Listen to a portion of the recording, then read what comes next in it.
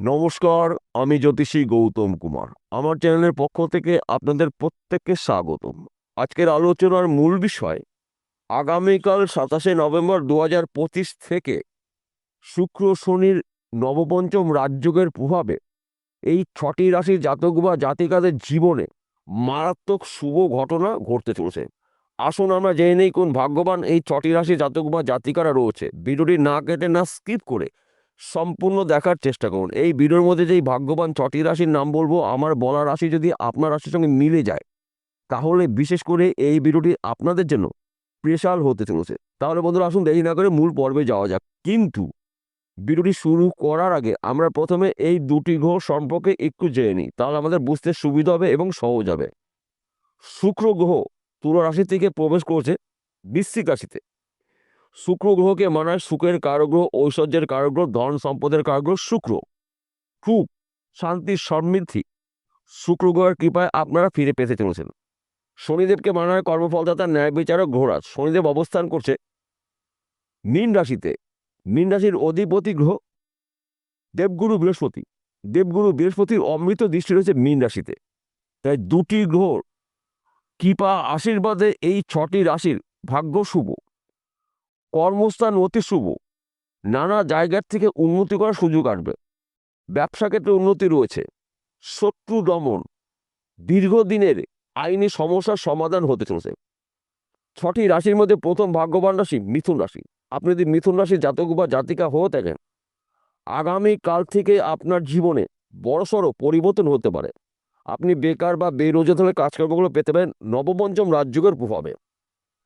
হয়তো আপনি বিদেশে যাওয়ার চেষ্টা প্রচেষ্টা করেছেন, যেতে পারেনি। বিদেশ যাত্রা কিন্তু আপনার শুভ।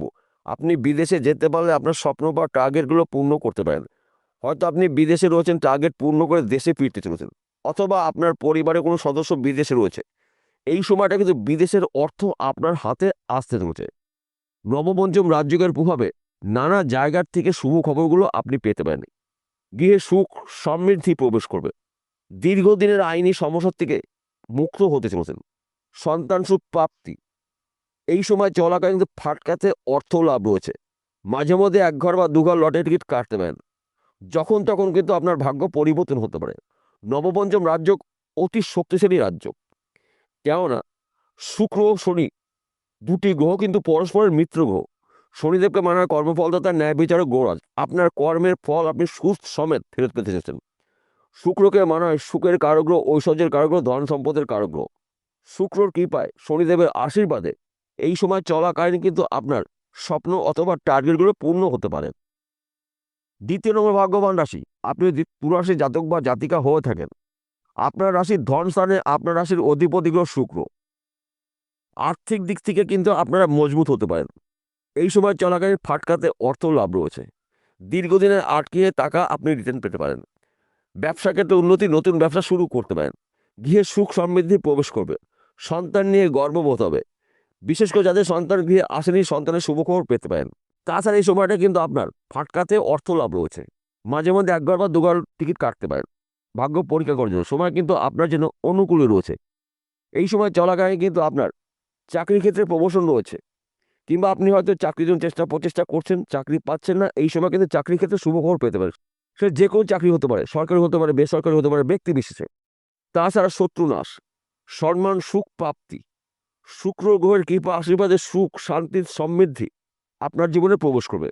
শনিদেবেরকে মানা হয় কর্মফলদাতা, ন্যায় বিচারক গ্রহরাজ। আপনার কর্মের ফল সুখ সমেত আপনারা ফেরত পেতে চলেছেন। নবপঞ্চম রাজ্য অত্যন্ত শক্তিশালী রাজ্য। তৃতীয় নম্বর ভাগ্যবান রাশি বৃশ্চিক রাশি। আপনি যদি বৃশ্চিক রাশি জাতক বা জাতিকা হয়ে থাকেন, আগামী কাল থেকে আপনার জীবনে এমন কিছু ঘটনা ঘটবে যা নাকি আপনি নিজেও কখনো কল্পনা করতে পারেননি। কেননা আপনার রাশিতেই অবস্থান করছে সুখের কারগ্রহ শুক্র। সুখ সমৃদ্ধি আপনারা কিন্তু ফিরে পেতে চলেছেন। বেকার বা বেরোজগার কাজকর্মগুলো পেতে পারেন। ব্যবসা ক্ষেত্রে উন্নতি, চাকরি ক্ষেত্রে প্রমোশন রয়েছে, নতুন চাকরির শুভখবর পেতে পারেন। সন্তান সুখ প্রাপ্তি, ফাটকাতে অর্থ লাভ, লটারির মাধ্যমেও কিন্তু আপনি রাতারাতি কোটিপতি হতে পারেন নবপঞ্চম রাজযোগের প্রভাবে। কেননা শুক্রকে মানায় সুখের কারগ্রহ, ঐশ্বর্যের কারগ্রহ, ধন সম্পদের কারগ্রহ শুক্র অবস্থান করছে আপনার রাশির প্রথম ঘরে। শনিদেবকে মানায় কর্মফলদাতা, ন্যায় বিচারক গ্রহরাজ। শনিদেব রয়েছে গুরুগৃহে অর্থাৎ মীন রাশিতে। মীন রাশির অধিপতি গ্রহ দেবগুরু বৃহস্পতি। দেবগুরু বৃহস্পতির অমৃত দৃষ্টি রয়েছে শনিদেবের উপরে। তাই নবপঞ্চম রাজ্যকে শুভ প্রভাবে আপনারা কিন্তু প্রভাবশালী হতে পারেন।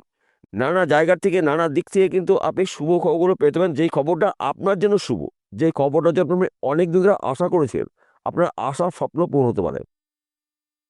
চতুর্থ নম্বর ভাগ্যবান রাশি মকর রাশি। আপনি যদি মকর রাশি জাতক বা জাতিকা হয়ে থাকেন, আপনার রাশির একাদশ ঘরে শুক্রের গোচর। একাদশ ঘরকে মানার লাভের ঘর, সঞ্চয়ের ঘর, সম্পদের ঘর।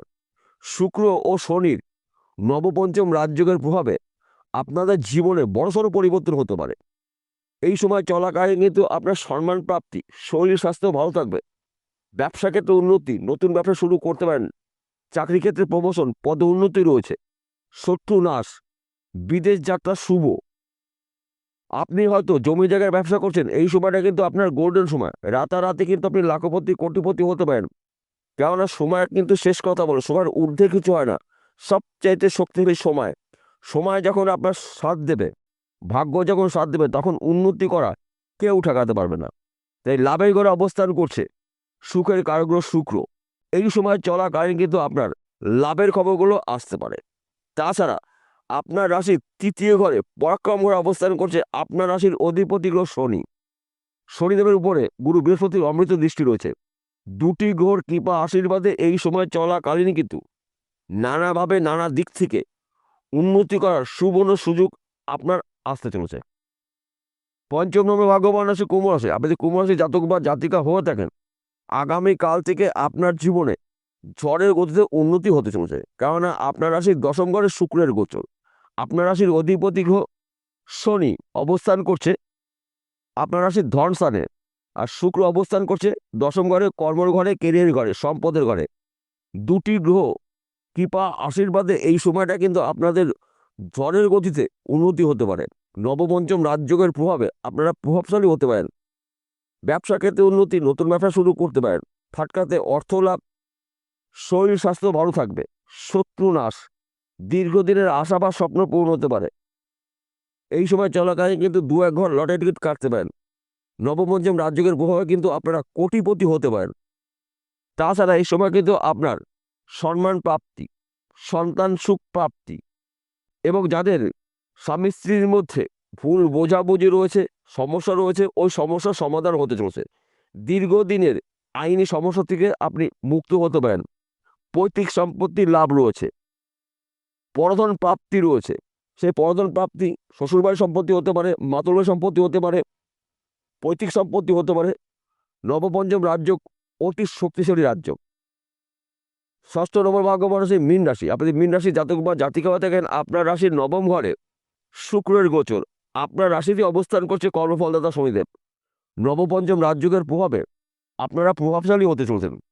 এই সময় চলাকালীন কিন্তু আপনার উন্নতি করার সুবর্ণ সুযোগ আসবে। আপনি বেকার বা বেরোজগার তাহলে কাজকর্মগুলো পেতে পারেন।